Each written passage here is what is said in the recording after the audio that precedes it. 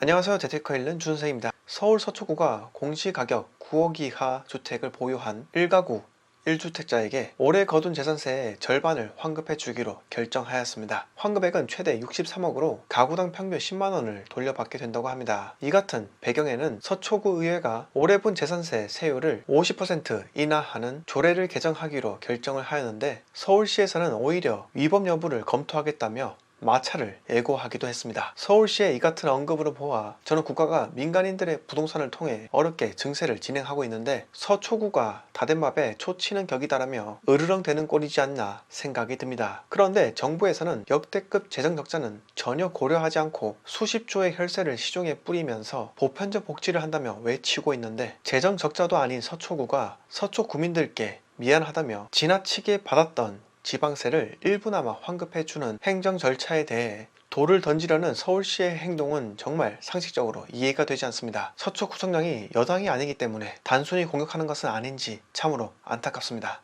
서론은 여기까지 하고 오늘은 부동산으로 7억 날리다 라는 주제로 이야기 드리려고 합니다. 그럼 구독과 좋아요 부탁드립니다. 부동산으로 7억 날린 사람은 바로 제 친구입니다. 서울에 직장을 구하게 되면서 원룸에서 오피스텔로, 오피스텔에서 아파트로 이동을 하게 되었습니다. 벌써 서울 생활 10년이지만 안타깝게도 세입자에서 집주인으로 계층 이동은 성공하지 못했습니다. 집에 대한 고민을 제게 털어놓으며 영원히 서울에서 내 집 마련하지 못할 것 같다는 것이 그 친구의 생각입니다. 그런데 어디서 그 친구가 7억이라는 손실이 있었을까요? 바로 그가 망설이는 사이 집값이 올라버렸기 때문에 5억이라는 기회비용 상실, 전세 만료가 얼마 남지 않았는데 주위 전세가 2억 상승, 비록 계약 갱신 청구로 추가로 2년을 더 살 수 있겠지만은 2년 후에 전셋집을 나오게 된다면은 이제는 더 이상 서울에서 살 수 없을 것 같다고 합니다. 물론 이 친구에게 사지 못한 집은 아파트입니다. 현 정권 초창기에 계속해서 규제를 더욱더 강하게 할 것이라는 발표를 하게 되니 이 친구는 집값 하락에 대한 두려움을 가지게 되고, 그 당시에는 기존에 봐두었던 아파트를 무리해서라도 살 수는 있었지만은 정부 정책이 두려운 나머지 2년만 더 지켜보자며 전셋집으로 들어가게 되었는데, 현 정부가 집권 3년 만에 7억 하던 아파트가 12억, 13억이 되어버리니 이제는 더 이상 집을 알아보는데 시간을 쏟기 싫다고 합니다. 그리고 전세가는 4억에서 6억 중반으로 점프를 하게 되니 본인의 순간 선택으로 7억이라는 기회비용 손실이 있었다면서 요즘 자괴감에 빠져있다고 합니다. 그런데 그 친구는 참으로 운이 좋게도 저를 친구로 두지 않았습니까? 오늘 여러분들께 제 친구에게 해주었던 조언을 들려드릴 텐데, 아직 서울에서 내 집 마련하지 못한 분이라면 그냥 흘려듣지 마시고 반드시 생각 한번 해보시기 바랍니다. 제가 친구에게 해준 말은 한마디입니다. 지방 아파트에 투자를 해라. 지방도 광역시 위주로 투자를 한다면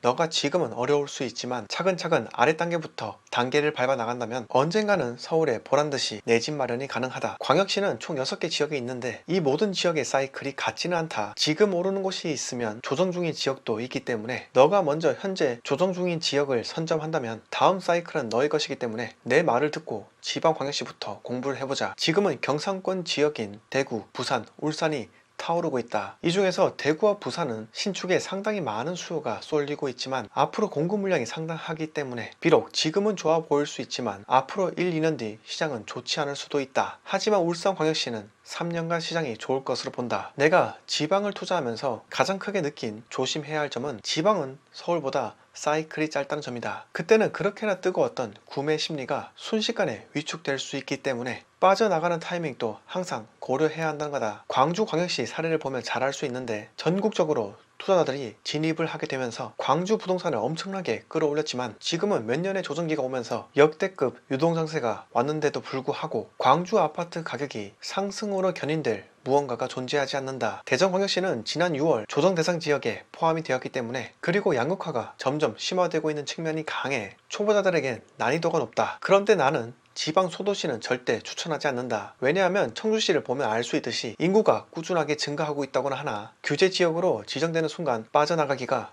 매우 어렵기 때문이다. 강원도 원주, 전라도 여수 이 지역들이 모두 유망하다 하더라도 광역시만 투자한다는 대원칙을 세우고 그 안에서 지역을 세분화한다면 부동산 투자 성공을 계속해서 할 수 있다고 생각을 한다. 자, 여기까지가 제가 친구에게 해준 말입니다. 요즘 하도 부동산 유튜버들을 때려잡는다 해서 최대한 두루뭉실하게 이야기 드린다고 애 좀 먹었습니다. 여러분, 서울에 거주를 한다 해서 서울에 반드시 먼저 투자를 할 필요는 없습니다. 지방부터 차근차근 단계를 밟고 마지막에 서울에 입성을 해도 결국 서울에 내 집 마련하게 되는 겁니다. 무주택자 분들은 오늘 제가 말씀드린 내용 한번 잘 생각해 보시고 지방광역시에 대해 알아가는 계기가 되셨으면 합니다. 마지막으로 부동산은 신축부터 오르고 준신축이 따라가고 주상복합이나 구축의 순으로 따라가게 되어 있습니다. 한 재화가 비싸지면 상대적으로 저렴한 대체재를 찾는 것이 인간의 심리이기 때문인데요. 한 지역에서 매수 심리가 강세를 보인다면 1, 2년 안에 금방 사그라드는 것이 아니라 최소 3년 이상 가게 됩니다. 왜냐하면 그 매수 심리는 건설사에서 시시각각 지켜보고 있기 때문에 그들이 아파트 신축 시장에 본격적으로 참여를 하기까지 어느 정도 시간이 필요하기 때문입니다. 밀어놨던 아파트 분양을 하고 지금이 다시는 오지 않을 황금기라 생각하고 밀어내기식 분양을 하기 때문에 투자를 하기 위해서라면 늘 신축 분양 정보에 촉각을 곤두세워야 하는